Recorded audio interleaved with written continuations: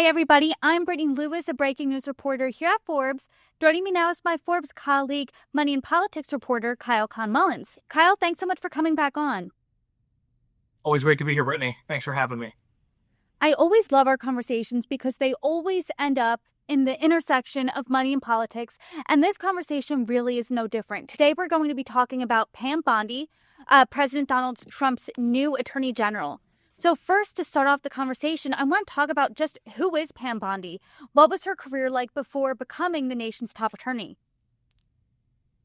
Pam Bondi, fourth generation Floridian, daughter of two educators in Florida from Tampa Bay, my hometown, by the way. She's from Tampa. I'm from St. Petersburg, just across the water. So she's a hometown name for me. I grew up reading about Pam Bondi in the papers, in the Tampa Bay Times when she was my attorney general and I was in, high school. But yeah, she was born to, like I said, two educators. Her dad was actually a pretty high profile professor at the University of South Florida, who was very instrumental in the middle school movement, which I didn't even know was a thing that existed, but basically established the creation of middle schools as opposed to junior highs as the primary education model in the United States. So he's actually a very well-known educator. Her mother was an elementary school teacher for much of her career. She went to college and got her law degree all in the state of Florida. And then after that, Pam Bondi became a prosecutor in Hillsborough County, Florida. That's where Tampa is. And she was in the prosecutor's office, in a state prosecutor, for 18 years. And so then that leads her to becoming Florida's attorney general. I want to know more about her tenure as attorney general in the Sunshine State, so maybe we can get a better understanding of what she's going to be like as the nation's attorney general. What was her salary and what was her legacy in that position? So Bondi earned $29,000 as Florida's attorney general. She was attorney general for 8 years, and her salary did not change during that time. Salary stayed flat. She was elected in 2010, in that part of that big Tea Party wave that happened that year. She was a conservative attorney general. She was swept into office on this Tea Party wave. And she really ran in part on a platform of trying to running against the Affordable Care Act, or Obamacare. This was President Obama's signature healthcare law. It was passed just before the Tea Party wave, and the Tea Party wave is kind of a backlash to the law. And so she actually led a lawsuit, a coalition by a bunch of Republican-led states, trying to invalidate that law on constitutional grounds. She was struck down, that struck down by the Supreme Court in a pretty shocking 5-4 decision where John Roberts upheld sided with the liberals on the court to uphold the constitutionality of the Affordable Care Act. She didn't give up. She tried again after President Trump was in office. Suing again to try to overturn the Affordable Care Act, but the Supreme Court slapped that suit down too. But besides that, she won 2 terms as Attorney General. And ran a pretty standard, somewhat conservative, legal operation while she was Attorney General. Cracked down on the illegal drug trade in Florida.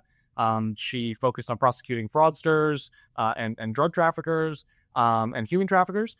She also was a part of several big settlements that brought a lot of money to Florida. That includes a $3 billion settlement from the Deepwater Horizon oil spill that really affected the Floridian economy and Florida's tourism. And an $8 billion settlement from a national mortgage settlement in the wake of the Great Recession.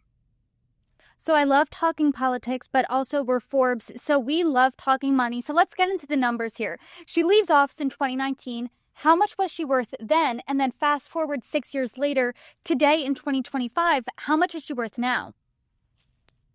Yeah, we have a pretty good sense of what she was worth when she left office. Florida's disclosures, financial disclosures for politicians, are some of the best in the nation in terms of their level of transparency and detail. So we know she was worth a little over $1.5 million when she left office. Almost all of that was her home in Tampa, which she had bought back in the late 90s and that had appreciated enormously in value since then. And then she also had over almost $600,000 in personal effects and household goods, which is pretty high for someone of this level of net worth. We were a little bit surprised to see that. She didn't really have any savings, it appeared. She had a checking account with $4,000 in it, and that appeared to be the extent of her liquid assets. Fast forward to today, we look at her financial disclosure today, and we are estimating she's worth at least $5 million, and probably more, though there's some uncertainty that we're going to get into. So that's a pretty big jump in just 6 years. So she's added multi-millions to her fortune. And I think in the past 6 years, her time could be divided in a few buckets. So I do want to talk about the first bucket being her time as a lobbyist. What exactly was she doing here and how much was she making? Yeah, Pam Bondi left office in early 2019 and walked straight into that revolving door between the private sector and the public sector. She became a lobbyist for Ballard Partners. It's a Florida-based lobbying firm, but it's a global lobbying firm with clients all over the world. Her clients over the last 6 years, while she was working at Ballard, include General Motors, Carnival, Amazon, Uber, very big names you might know. Also, the Nation of Qatar at one point hired her to be their a lobbyist for the Trump administration. And it seems like, the assumption here, at least, is that these companies were hiring her because she was a well-known conservative at this point. She was a prominent Trump defender. She had ties to the administration. Trump was president at the time. So they were hoping maybe they could leverage some of those connections to get what they're looking for out of the government, right?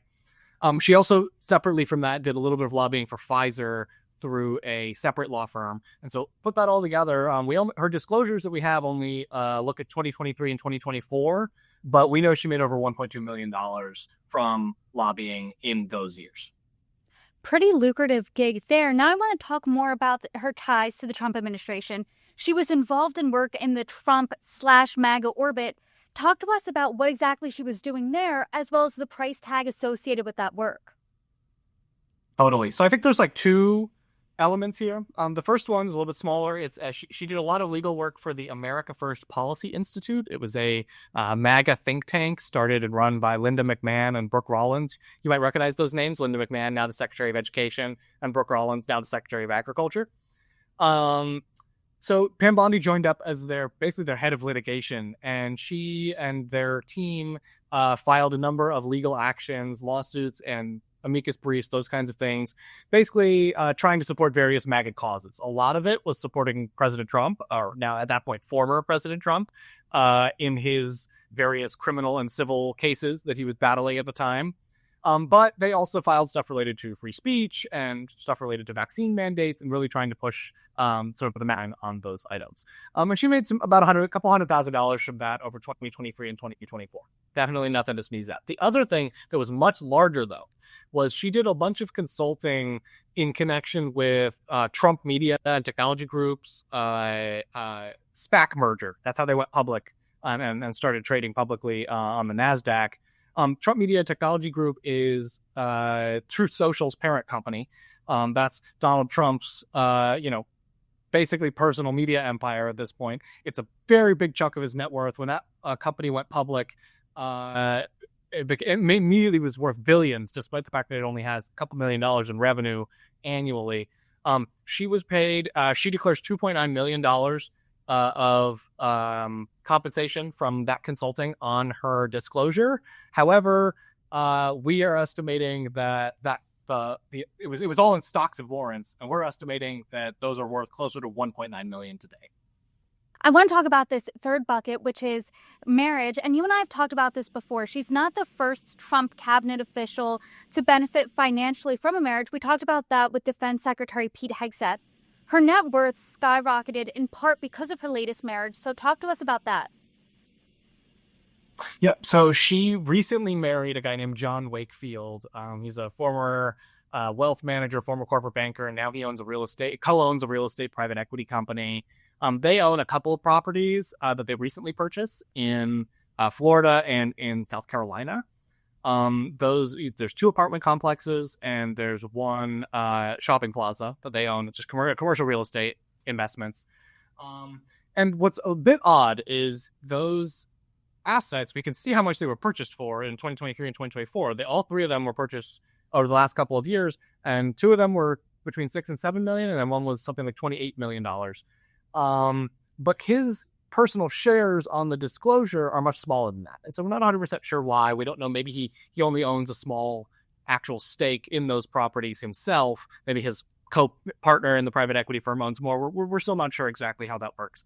And so because of that, this is where a lot of the uncertainty comes from. It's actually not clear how big John Wakefield's fortune is and how much that is contributing to Pam Bondi. We know he's got money. We know he's got investments and he's got this lucrative private equity firm, but we don't know exactly how much it's worth. And we're still working on digging into that. So, as you noted, in the past 6 years, she went from the public sector, went into that revolving door in the private sector, made a couple million, now is back in the public sector, back as Attorney General. How much will she be making in this position? Her salary is $235,100, which sounds pretty good to me, but is a lot less than she's been making as a lobbyist the past couple of years. As we know, President Trump, especially for his second term, ran on a platform that he touted as restoring law and order. How is Pam Bondi doing that as she serves as Attorney General? So she's already taken a bunch of actions as Attorney General. Couple of things I'll highlight. Some big headline grabbing things include releasing a bunch of documents related to Jeffrey Epstein, related to the JFK assassination that the U.S. government has been sitting on for a while, keeping in classified vaults. She's released those. But some of the stuff she's done on the law and order thing, like you mentioned, she's brought actions against several blue states regarding immigration enforcement, trying to force them to cooperate more with the federal government on enforcement of immigration law in the United States. And then she has also really taken a hard line on what President Trump calls the weaponization of the Justice Department. He alleges that under Joe Biden and even under previous presidencies, the DOJ was out to get him personally and out to get conservatives and MAGA folks in general. And so Pam Bondi has announced a number of investigations into some of the lawyers that previously were on the investigations into President Trump, including the criminal investigations into President Trump, and has also announced a number of initiatives trying to weed out potential people who were oftentimes career Justice Department officials who were involved in those investigations. And so critics have said that this is them trying to stack the Justice Department with their own cronies. She's obviously not assenting to that point of view on it, but that's that's how she's coming into the Justice Department. She's been in the job a little over a month now, I think. So we'll see how things go. Kyle, per usual, I appreciate all your reporting. Thanks for coming on. Always great to be here, Brittany. Thanks for having me.